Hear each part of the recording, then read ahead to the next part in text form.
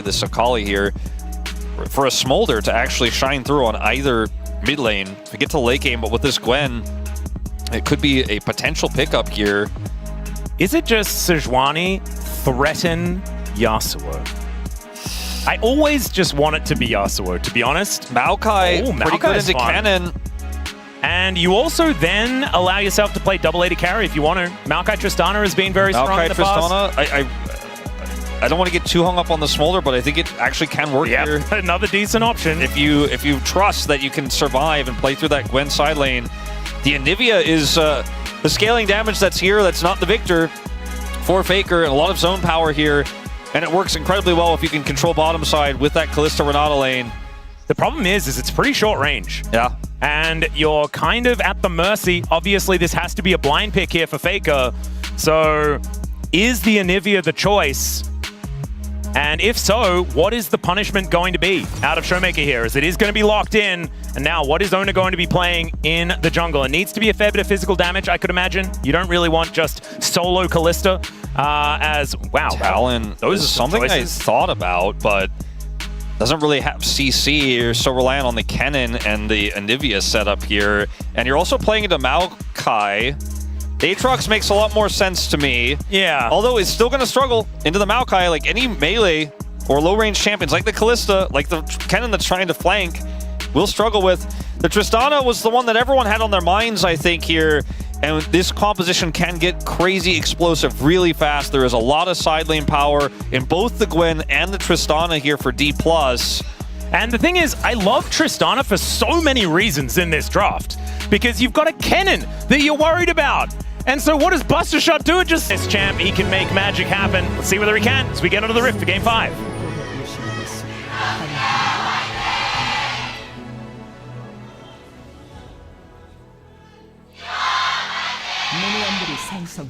One of the times where you are a little bit sad that Faker never uses skins. Because I think base Anivia is probably one of the worst.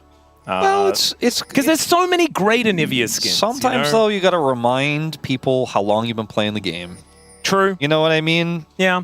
Sometimes that old blocky Nintendo 64 Anivia is just, just what the world needs to see. Wouldn't it be great if you could actually revert like character remakes as well? So like if you pick Tarek, you could actually choose the pizza feet if you wanted to. I would love that. I'm a big fan of that concept. Yeah, I know. You are a little bit of an old school gamer. Yes. You know, as we know. He's finally a nostalgia addict, you could say. Finally beat Dark Souls 3 last night. Nice work. It's hard with the How many years too late is that? I think probably like at least 9. Not bad. You know, could have been over the 2 digits. I think you've nailed it. That's beautifully done. As Showmaker is going to jump in on top of Faker, he will take an entire explosive charge. Not feel too psyched about the whole situation here, but he's got a full wave to eat. And I think the Anivia should at least be able to keep up in farm. Yeah, the Prio in mid is going to also allow Lucid to get very aggressive in the jungle, starting with the Raptor camp of Owner here right away. Owner is also on the bottom side of the map, playing through the bottom side Prio. Yeah. Helping to generate. It feels like DK actually got the read this time around. It was Lucid that did this on the Aatrox into, Faker. I believe, a Sejuani, as Faker is taking a lot of damage, but Owner is going to come out of the enemy jungle. That's a flash from Showmaker. I'm not sure about that one, and now he's just really dead. Oh, he gets the egg. There you go. Okay. I'm not sure if Faker should have allowed that. But also, like, look at Showmaker's face. He's like, you saw nothing, guys. Yes, because that flash was crazy. All right, now on the other side of things, this is what I was going to say. With the pathing of Lucid, it also punishes the Kennen lane here if he can get over in time. But there's a ward, and because he wasn't actually able to clear fast enough to come over here before Owner obviously could come and look for a potential punish in this slower gank that would have to eventuate. He can't actually commit further. That's where I had my eyes before we saw the all-in there from Showmaker, which was well played, but now Faker has flash advantage and only is down an egg.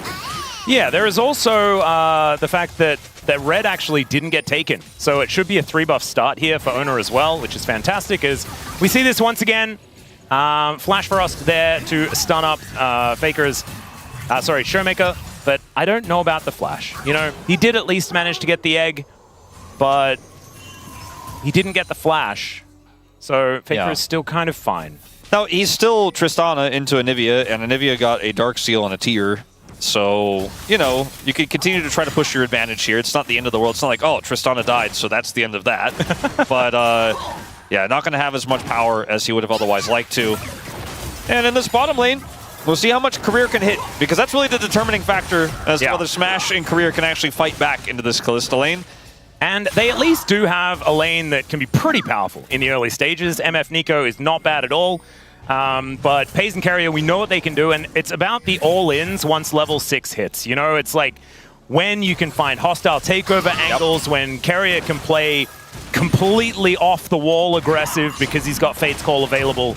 That's when things get really frightening. And Pop Blossom into bullet time and stuff like that also, obviously, incredibly powerful if you can set up. I think a little bit trickier to pull off than, you know, looking for a handshake play that can otherwise be non-committal but feel very safe because of the Fate's Call. And for team fights and scrappy things like that we will see start to happen when this first dragon spawns and elsewise post 6, that's where the combos are really going to be actually real. As you know, you don't have to necessarily hit the enemy support who has Fate's Call, but maybe you hit Faker or maybe hit Owner, you know, and catch him off guard and end up securing objectives. Speaking of objectives, I don't think Lucid's getting much right now. Yeah, Bramble Smash does push Owner away, plus 10 damage, by the way, everyone. As Owner he has Flash, might be able to force a Flash out of Lucid, but decides not to. He is just going to enter the enemy jungle, which is right now pretty empty. All right, things slow down for a minute. Owner is going to check ward here. We'll see the control ward, and still will come over here to annoy Shiu and clear it. Yep. Thorin went for Ignite, so there's a lot of extra pressure there. Owie. Showmaker taking so much damage. So close to 6, but just not there. And that could have actually been a kill with the Buster Shot. As Doran now with control of this wave, he will have control. But as you can see, she was actually doing just fine. Finally, level 6 is picked up for Showmaker. And we know that Buster Shot is going to be so important, especially later on. But even here in the lane, threatening Faker is going to be a big deal. And also for safety, as Needlework comes out, Doran trying to get out of here. Does have the flash available, but snip, snip, and the stun. So Shiu is going to have to get out of there. Thankfully, the turret didn't get too mad at him. As Doran, still with the Ignite in hand. Shiu doesn't have go back. teleport either, but is going to be able to stay in this lane. TP, speaking of, going out for Showmaker here as T1 try to take this dragon. And I think they should be able to get it here. There's just no real way to close the gap for DPLUS. Showmaker's TP obviously is too lane, isn't going to get him there any faster, and they didn't have bottom side prio, nor do they have those critical ults for the skirmishes we were just discussing to come over there and kind of try to cheat their way into a dragon contest. So that is going to be first dragon over to T1. Crazy we could have another Infernal Soul here with Chemtech as the second. That would be crazy. It's starting to get a little boring. Like, I usually am a big fan of Infernal, but... maybe it's a Cloud this time. I feel like T1 series almost always has a Cloud Soul in it, so I think we're kind of due. So next, it's not going to be any of the tech dragons. No. But yeah, it could be a whole lot of different things. At least it's not going to be Chemtech, so can guarantee that Orcs is paying attention. And it's Game 5, DK versus T1. He's probably going to be paying attention in a series like this. As Lucid stealing away some more Raptors. Feeling good about that one as Faker gives Showmaker the good old thumbs up. Faker still has Flash, but, I mean, this is a Maokai with ult. Yeah, there is the nature grasping. Gets the Flash out of Faker and just keeps walking. And they know that Owner is likely nearby, so he's not going to commit any further here. Takes a lot of damage. Yeah, Lucid going to be able to get over this wall, and Faker going to stop him from having a good time. I believe did not have too much frost on the Maokai. And Lucid is able to get that smite very, very quickly. Carrier, nice handshake onto Career there, who does get the snare onto Pace. My God, that damage. That damage was pretty unreal. Yeah. Wow, okay. And that's a BF sword back, by the way. That's a big one. Carrier could have been Fate's Call there. Now Showmaker's just going to go in again. Yeah. Faker still has a little bit of mana. This is somewhat risky. So, Buster Shot is available here. Showmaker decides not to use it. Egg available there for Faker, so he can play a little bit more aggressively. As meanwhile, here towards the bottom side, they desperately want to get that plate. They're unable to do so. That is just prepared for them for next time. Yeah. We've had so many near successes here for DPLUS in this game, have not eventuated in anything big or real just yet. It's T1 picking up these small leads. It's the MF lead in CS, though, that is really the one that you're holding on to, and it's going to even have a little bit of extra plate money on top of it here with this extra hit on the mid or on the bottom turret. Yep. And in the top lane, you know, this Gwen is doing really well so far into this cannon pick here for Doran. So that's a big boon here for DPLUS, because if your Gwen falls too far behind to be a threat in sides, it really hurts your game plan heading to mid-game and beyond. I feel like Xiu has really exceeded my expectations in this matchup. Obviously, it was a blind cannon, so Xiu feels confident in this matchup regardless, but I didn't know that this early on it would be going this well. So that's fantastic. Does have his Boots of Lucidity already completed. Wanted to make sure that he has as much movement speed up here, but also getting as much ability haste as he can find. He also loves his jungler Lucid, so... True. And he also likes having Flash available, which I imagine is something that you would like. All right, Showmaker is once again going to have to deal with that Glacial Storm, as Xiu doesn't quite find the needlework this time. Kind of a scary moment there for Doran if he wants to try to go back in with the Maokai so close by. T1 going to try to look for something here on the bottom side, I suppose, but Faker just going to leave, and I think that'll probably be the end of the aggression. A lot of pings going down here. Yeah, they are aware that Pays and Keria are otherwise missing here. There just isn't really anywhere for them to go, so handled it well, and now this Gwen has 3 grubs, so that's very good for DPLUS. Also, the Tristana has 3 grubs, so side lane win cons I was talking about before, very strong here for DPLUS, now significantly empowered. Yeah. And actually, are these the first grubs that DPLUS have been able to take so far this series? Sort of feels like to me. Is now Doran may be in trouble. The nature is grasping as Xiu gets stunned up. Does he have the snips? The answer is yes. Lucid going to be the one to lock down that kill, as now we are one apiece between these two teams in Game 5. And DK getting the money where they want it. Although I guess Lucid getting the kill is not great, but Xiu getting any sort of advantage is exactly what DPLUS want. Yeah. Who would have thought that this Maokai pick would come out again? Was what B&K used to great effect against T1 last time. It's Lucid playing it now with Chronicler watching on as an ex-LCK commentator who was very critical of Lucid's Maokai throughout the early days of his career, but making a huge impact here already in this game. As we're 1-on-1 apiece, T1 with a small gold lead. But I can't help but feel like the grub value here is going to be out of control as long as DPLUS get a chance to utilize it, especially when you have moments like this where Doran's pushed off the map. He drops his ultimate here. Xiu has to flash because he's in turret range. Doran plays this actually really well. He does not quite have enough damage even with the Ignite. Yeah, didn't quite get that. But still, that is a fair bit invested. We'll see whether there is sort of a turnaround gank or something like that. But right now you can see this Dragon is getting started up. And it looks like DPLUS are not going to contest it. Lucid up here towards the top side of the map. And so Chemtech Dragon going to be picked up here by T1. And the argument... Give me the cloud. Give me the cloud. Mountain. Okay. Mountain, okay. The argument for not going for the contest here for DPLUS is just that they think they're going to have a little bit more scaling range damage here with this Tristana later on. They don't want to fight into this Callista early, especially without setup there on the bottom side of the map. So they instead just index through top side. Well, needlework comes out yet again. It just kills him! Solo Molo for Xiu! And the entirety of this side of Lolpark, we're on the DPLUS side, just erupted in the Xiu chant. That was very cool. Very cool indeed. And that's 2 deaths for Doran on this Kennen. The last time he played Kennen, he had a great game on it. This is not looking the same type of scenario here, as he has this as counter pick to the Gwen, fell behind and now gets solo killed. And with 3 grubs working on this turret, it's an extra plate going over to Xiu as well. And he finds himself 1,000 gold ahead. As we'll watch this again, goes in on the Kennen, even though he's stunned, gets the fully stacked Q, drops the ult out, hits it twice, and 3rd time's the charm. That was beautifully played. And looking very cool, calm, and collected. Yeah, not getting too excited about it, knowing there's a lot of League of Legends left to play here in this game, but oh yeah, that's the kind of mindset you want to have. Showmaker going to get comboed here by Faker. Finds the stun there as well. And that is a lot of damage out of this Anivia. And Faker still without an item built up just yet. Same can be said for Showmaker at the moment, but he's just wanting to clear out waves and draw beads and things like that. Indeed. As that draw a bead is the name of Tristana's passive. Yeah. I feel like I haven't actually explained that in a very long time. I don't know, I was kind of thinking about confused abacuses for some reason when you said that. I was like, yeah, he's going to get a lot of money. He's going to calculate, like, I have 3 grubs, so how much turret gold can I get later? In the lore, Tristana is actually an accountant. Yes. And so, yes, very much about those beads. A bit of a roam up from Keria to the top lane, really trying to patch this hole. That is the Kennen on his squad, which means that the Kalista is isolated alone as well for a little bit. Faker's going to push this wave in, and he has TP and he can go into side, so it's not going to be like Carry is wasting too much time here, but a bit of an opportunity if Shiu does try to go for a third here onto Doran. Well, right now, Shiu is playing very respectfully. And so Carrier not exactly with a lot of opportunity.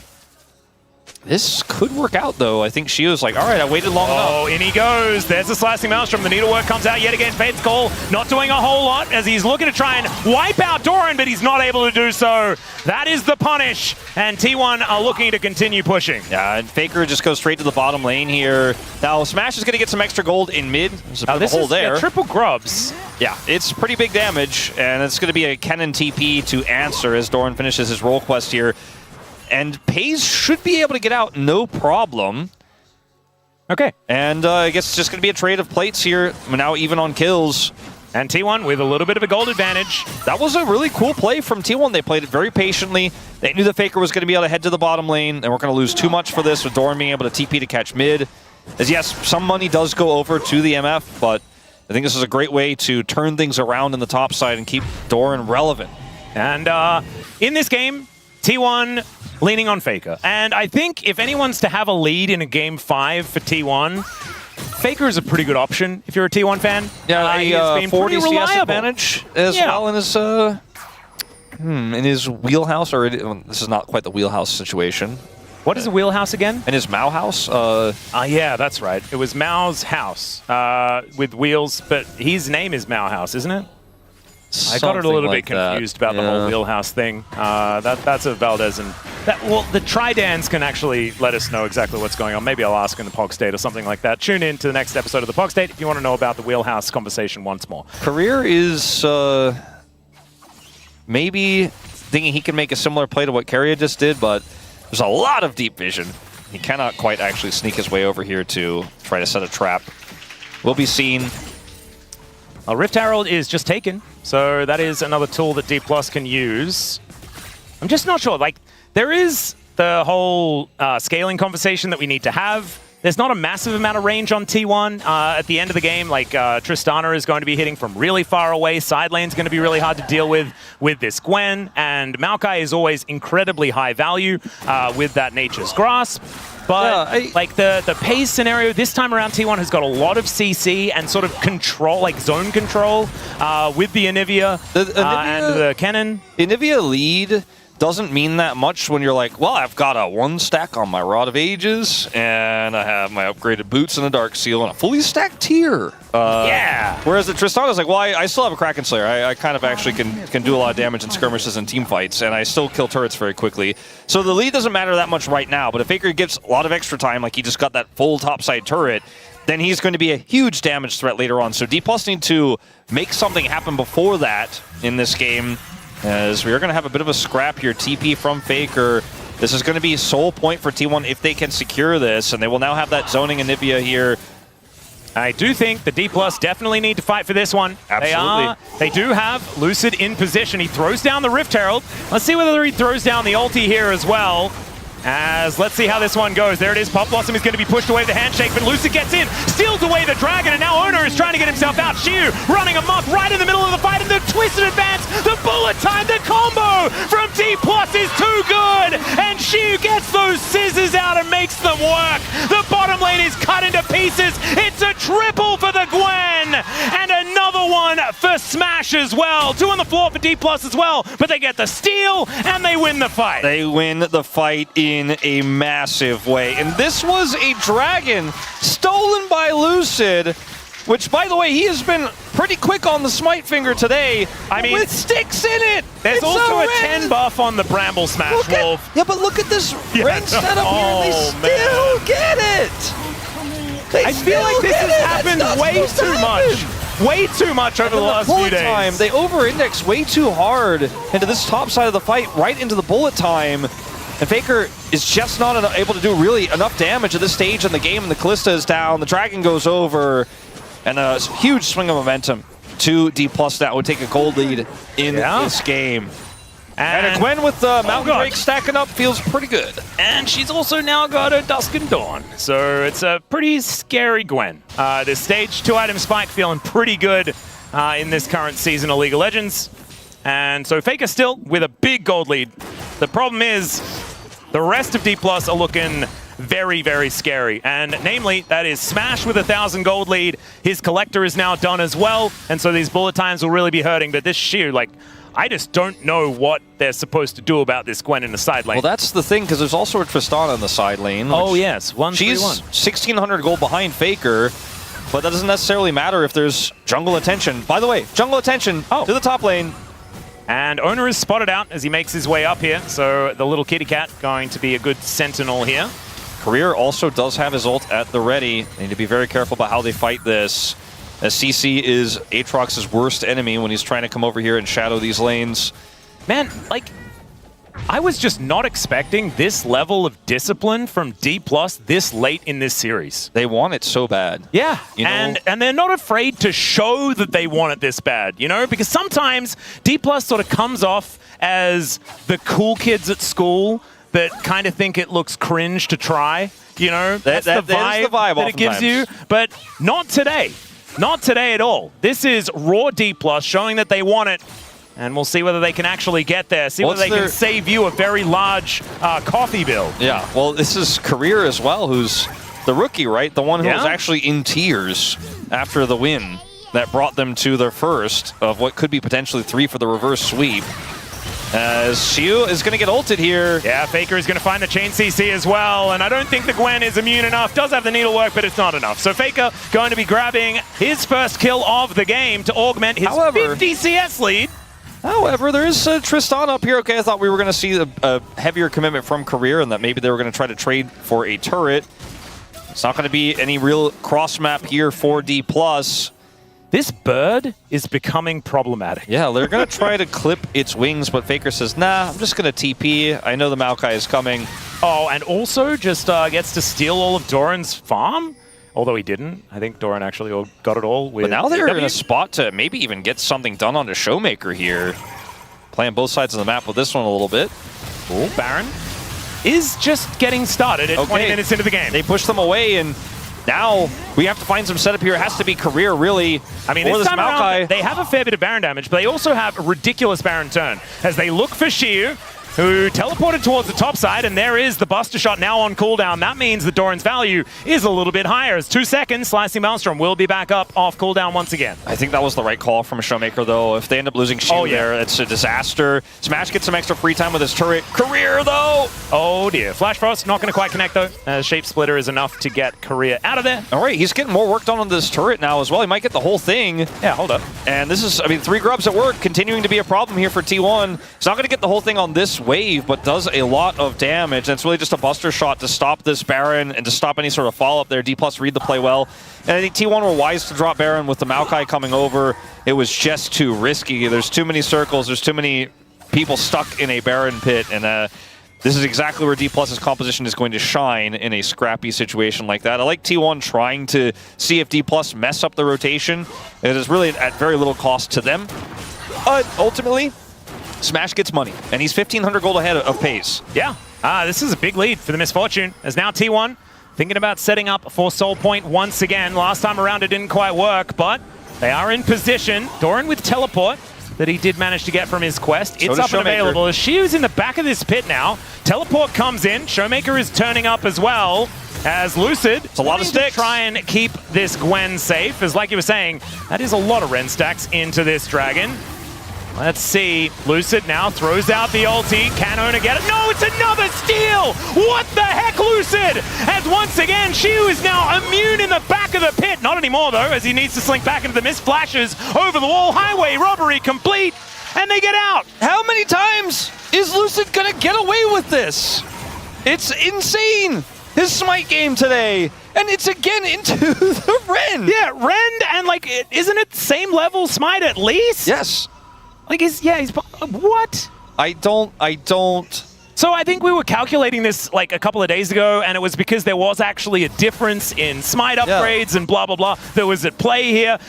This was not. This was like T1 had a massive secure advantage, and Lucid said, no, I have Bramble Smash. It's fine. And it was fine, actually. Yeah. It's the pajamas. The pajamas really allows you to understand smite timings better. I think that must be what it is. T1 are also not in a position here because DPLUS used very little. They only really used the Maokai ultimate there to secure this. Yeah. Lucid just saying, slow down, slow down. Yeah, he's like, I'm going to smite at 3K. And he did, or something. And we get out. Okay. He's going to ult at 3K, but then he just nailed the smite immediately afterwards. That was what G-Sun just let us know, and I apologize for mishearing the first time around. So the Baron angle here for T1 is kind of awkward when they're on red side, right? Like this is the power of blue side here for DPLUS, where they actually can play around this Baron a lot more comfortably, and they have the Maokai. So even when T1 get the better group and they have vision, they're like, I don't really like this angle. But if they send somebody over and try to hard commit and then they get pushed off the Baron, anyone who's left in the side lane who has TP, which right now the solo laners don't for DPLUS, but when they do have that TP back up, Gio can stay inside with his 3 grubs and get some real damage done and then still show up for the fight if T1 decide to kind of call his bluff and say, all right, well, we're going to stick the Baron. So this is the side lane power really starting to come into work. The later we get into the game, the more deadly it becomes. Yeah. Like, Showmaker right now is still 1,700 gold behind, still doesn't have his second item, but the Gwen is already a problem. And also, Showmaker basically needs to hit Buster Shot on Doran, and everything's going to be okay. That's basically his whole job. He can negate an entire cannon. So even if he is still going to remain behind, not without any items, he will keep value, which is very similar to what happened in the last game as well. The 0-5 Cassiopeia, but Miasma is one heck of an ability against a whole bunch of melee dashy champions. And with the Anivia pushing into the Gwen has really strong wave clear and just doesn't really care that much. And you can see that Showmaker's having some free time to farm into the Kennen here top side. And if T1 make a rotation one way or the other, they can end up losing out on side. Showmaker doesn't have his TP back just yet, and we're still 2 minutes away from that dragon. So the game is going to slow down here for a moment. And we'll see some, roaming supports trying to find angles here. Keria tries to come over and see if Showmaker's going to get a little greedy. He doesn't. Career also fighting for this vision. And this is the most interesting thing that's going to happen here for a little while, is just a little vision check on Baron as Smash continues to destroy these waves, frankly. Yeah. He has his Bloodthirster. He's on 3 items. He has that extra shield, so it's very difficult to collapse on and punish him. And Wolf, let's think about what the world is going to look like when there are Mountain Souls up and available. Yeah, it's pretty... on the table in the next minute and a half is Soul Point. I mean, there's a Seraph's here for Faker. He's going to end up, being a pretty tanky bird. Oh, yeah. If plus he has his egg, of course, if he ends up going down or ends up being under threat. So that, is pretty strong for him. Obviously, the cannon can get a little bit of extra work done, but it's Gwen and the MF that I'm, really concerned about. The extra shield for the MF and sometimes just mean a little bit of extra damage. That could be all the difference in the world. The Gwen, same story. More difficult to kill because she is just, in general, so powerful in sides and requires so many people that if she has those extra resistances, which she already has 2 dragons worth of, then you get rotational power as well as D+. So, very powerful dragon for either side. Not as strong as Infernal Soul, but you know what? I was ready for a change in this series anyways. Yeah, me too. I actually think that Mountain Soul is really, really interesting, especially with the fact that Lucid, the one true tank here in this game, benefits a lot because he's going to be building those resistances. But every time you build an arm guard, it just feels doubly as good, right? He has an arm guard. Shiu has the arm guard. So it's a good point that you raise. Arm guard on Lucid is kind of crazy. It's extra safety. And you know what? Maybe it gets him into smite range somehow. True, there you go. Pretty well. He's also got a Leandries here, so saplings are very annoying. Shiu is just ignoring damage at this point in time, electing not to press his Misty button. The agency that Lucid has versus what Owner has feels so much higher. He can warp the fight so much more than this Aatrox can. Yeah, and it's also so easy for DK to get information as well. They've got Shape Splitter, they've got Saplings. You can always scout out the area even if you don't have wards. Found Doran. Speaking of which, yeah, Doran is just going to blow up. He flashes in, but the Buster Shot! They're playing tennis with a cannon! What is this wave? isn't did working today. And that's my Dragon. goodness. And now the Drake is going to be taken. That is triple Mountain soul point for DK. And T1 just couldn't make a choice. They were like, all right, we either have to save Doran and try to play through that bottom side scrap, or we got to hold Dragon. They did neither. Lucid didn't even have to ult. So he still has his ult here to now try to secure Baron, and T1 are a million miles away. Oh my goodness, a DK doing it? There's Are they going to reverse T1 at reverse sweep T1 out of the LCK Cup? Surely not. And not on the Baron, as Owner is going to rotate over. Like we were saying, that informational advantage is still there for DK though. That Lucid ult. As Owner, let's see whether he can get it done, as the Baron is smote away by Lucid, of course. Twisted advance to take down the Aatrox, and Smash is going to get flashed on by Faker. He will go down, but Carrier is going to explode as well. There are the resets for Showmaker, and he looks for another explosive charge. Man, he's drawn so many beads this game, and you can see that range is just kind of absurd. Rocket Jump going to come in, and he gets another charge, and down he goes to the egg. Korea gets the information, and they will be able to take him down. So Baron for DK, and they'll get the prize in all of these kills, and a 5,000 gold advantage. And this is a Kalista comp for T1. Getting back into this game is going to be nigh impossible, as Doran is also way up. Oh dear. Showmaker doesn't have Buster Shot, so no tennis. As Lucid is like, come on man, are you hitting it back? And Showmaker's like, no, I'm tired. I can't do that. I'll just kill it instead. And it is going to be the tree that's given kill credit this time around. It's a trade, but it's a support for a top laner. As Doran getting caught here on the flank is just exactly what you were talking about. And it's tennis time. Yeah, the Kennis. I really like it. That's from chat. That's from chat. That's not mine. That's not mine, but it's fantastic. And then here, Owner gets into the pit, flashes early to make sure he doesn't get rooted out, but look at the smite, 65. 65. Miss today, Atlas. I mean, the problem is that Owner does miss today. Yeah, no, it's been quite a consistent problem. And this is like, if you go back to so many of these smites that Lucid has gotten over Owner, this could have been a 3-0. Like, we might not even have gone to game 4. We might be ever talking about this game and Fakers and Nivea, and the Kennis might not have ever even been conceptualized. Okay.